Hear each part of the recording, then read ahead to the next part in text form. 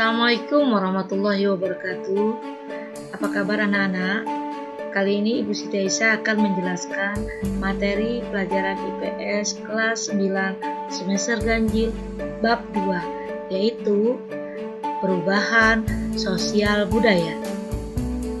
Tapi jangan lupa ya, dukung channel Ibu, subscribe, like, nyalakan loncengnya. Terima kasih.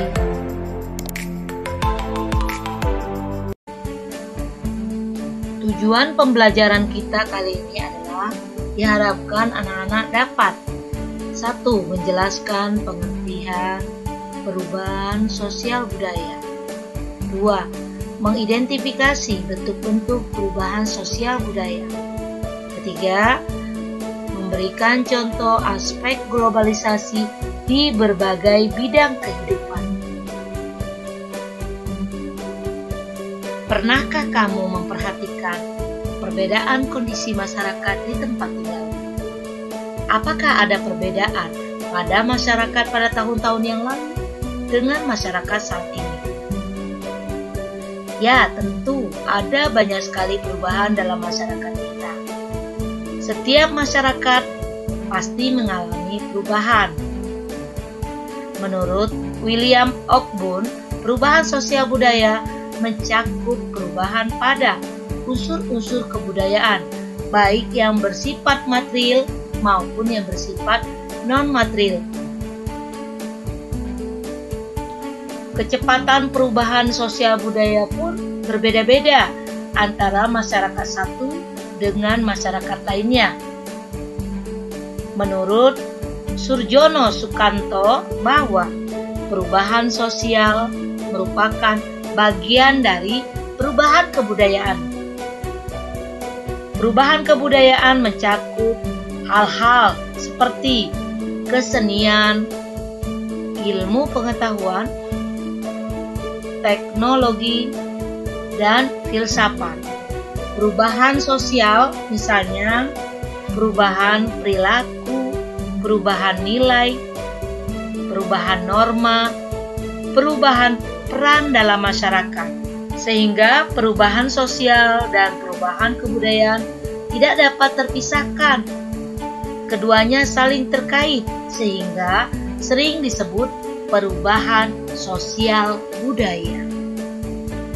Perubahan sosial budaya melahirkan dua hal, yaitu modernisasi dan globalisasi. Modernisasi adalah usaha untuk hidup sesuai dengan zaman sekarang. Sedangkan globalisasi adalah terbentuknya sistem organisasi dan komunikasi antar masyarakat di seluruh dunia. Globalisasi melanda berbagai bidang, baik bidang iptek, ekonomi, transportasi, politik, ataupun budaya. Bentuk perubahan sosial budaya dapat dilihat dari 3 aspek. Yang pertama, aspek waktu. Yang kedua, aspek pengaruhnya. Dan yang ketiga, aspek perencanaannya. Yang pertama adalah kita lihat dari aspek waktu. Dilihat dari aspek waktu, perubahan sosial budaya ada 2. Yang pertama, perubahan revolusi, yaitu perubahan yang sangat cepat, seperti perubahan pada masyarakat modern yang terjadi pada saat revolusi industri dahulu dan masyarakat modern saat ini. Masyarakat modern lebih terbuka dan heterogen, menerima perubahan. Yang kedua, perubahan evolusi, yaitu menerima perubahan. Yang kedua, perubahan evolusi, yaitu perubahan yang perlahan-lahan atau lambat, seperti masyarakat tradisional yang sulit menerima perubahan karena pola pikir masyarakatnya tertutup. Dilihat dari pengaruhnya, perubahan ada dua, yaitu perubahan berpengaruh kecil, seperti perubahan pada potongan rambut, gaya berpakaian. Ini berpengaruh kecil karena hanya diikuti sebagian kecil masyarakat saja. Berikutnya, perubahan berpengaruh besar. Contohnya, perubahan kurikulum, perubahan sistem pemerintahan. Hal ini membawa pengaruh besar karena diikuti oleh masyarakat luas di negara tersebut.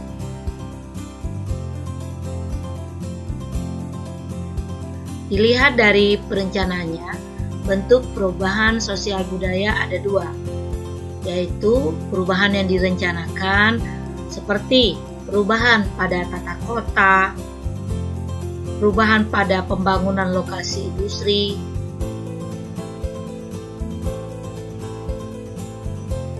dan yang kedua, perubahan yang tidak direncanakan, seperti pembangunan penampungan bedeng pengungsian pada bencana alam, pembangunan rumah sakit masa pandemi corona. Ada 7 penyebab perubahan sosial budaya, antara lain 1. Bertambah dan berkurangnya penduduk. Yang kedua, adanya penemuan baru. Yang ketiga, terjadinya konflik.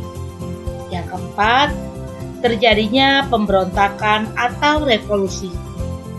Yang kelima, adanya perubahan lingkungan alam. Keenam, terjadinya peperangan. Dan yang ketujuh, adanya pengaruh kebudayaan masyarakat lain. Ada 5 penghambat perubahan sosial budaya, antara lain 1. Kehidupan masyarakat yang terasing. Hal ini bisa disebabkan daerah tersebut terisolasi dan jauh dari transportasi.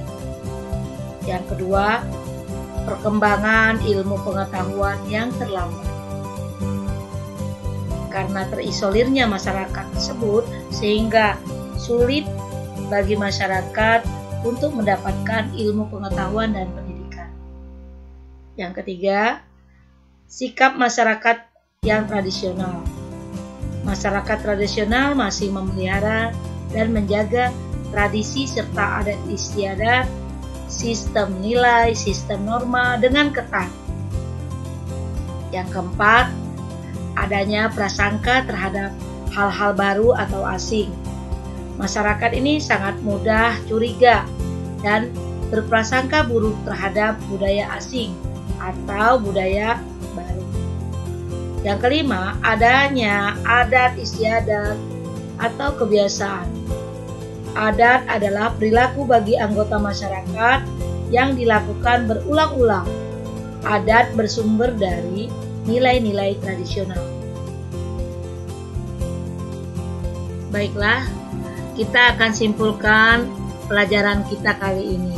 Yang pertama adalah pengertian perubahan sosial budaya. Yang kedua, bentuk-bentuk perubahan sosial budaya. Yang ketiga, aspek globalisasi di berbagai kehidupan. Yang keempat, faktor penyebab perubahan sosial budaya. Dan yang kelima, faktor penghambat perubahan sosial budaya.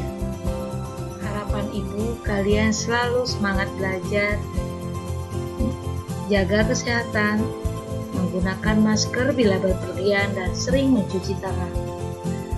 Sampai ketemu lagi pada video Ibu berikutnya. Assalamualaikum warahmatullahi wabarakatuh.